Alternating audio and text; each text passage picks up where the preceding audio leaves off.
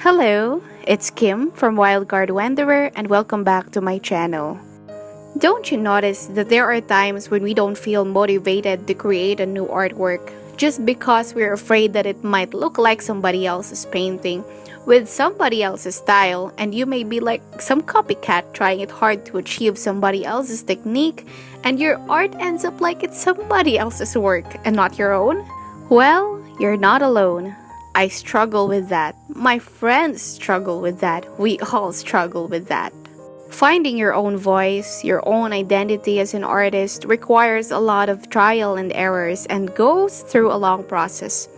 However, there are certain ways to achieve that in a much earlier time. And one is to use a sketchbook. First of all, I'm very fond of collecting journals, and most of them that I own end up as sketchbooks. So yes, I love sketchbooks that are not too big, and yes, I have some smaller ones, up to the teeny tiniest sketchbook by far. You won't believe it, but it has a painting inside. It's from Lois from Bibliographica.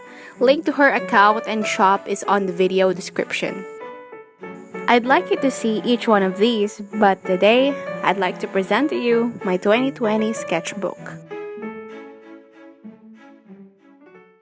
If you've been following me on Instagram for a long while now, you might have already seen most of the spreads I've done in this book. This sketchbook became a way for me to find, if not my personal style as an artist yet, maybe at least I was able to know more about my personal preferences and favorite subjects. And I think that's one effective way to find your style, to just keep drawing and keep painting whatever you want without pressure. Eventually, your preferences would show in each and every sketch you make. As you can see, I've made a lot of color experiments around here, but as time went on, I've found out that I tend to become more drawn into browns, greens, ochre, and terracotta. I also found that I like a less refined rendering for my paintings. The good thing about keeping a sketchbook is that you're more allowed to mess around than when you're creating a finished painting. So one way to fill your sketchbook is to participate in Draw This in Your Style challenges. One artist's drawing or painting may be beautiful, but you'd often find yourself imagining that if it was your work, you'd do it differently. You'd probably change the color palette, the vibrance of the shades used, the texture or the medium used. Also, you might want to make it more minimal, or you would want to throw in some more details to make the composition more complex, or you might want to make it more three-dimensional. The more that you create, the more that you realize what and how you want the result to look like. For some time last year, I also tried sketching people, especially women. It's not a new subject to me anymore since I originally painted people's portraits and fashion illustrations years ago.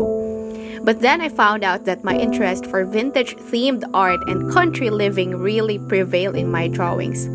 I tend to lean more towards brick houses, old bikes, and doors and windows appreciation art, all that sort. Another good thing to do with your sketchbook is to scribble down different subjects that you like and incorporate a certain color scheme that you feel like your most favorite at the moment. But even if you've found a certain favorite, don't be afraid to keep experimenting and keep imposing changes. You'll see which elements you'd like to keep doing and which ones you don't want in your artworks. The last thing to remember is to stop being a perfectionist whenever you're approaching your sketchbook. It's not a place for you to keep masterpieces. Instead, it is a place for you to dump in the fragments of your thoughts, ideas, and inspiration.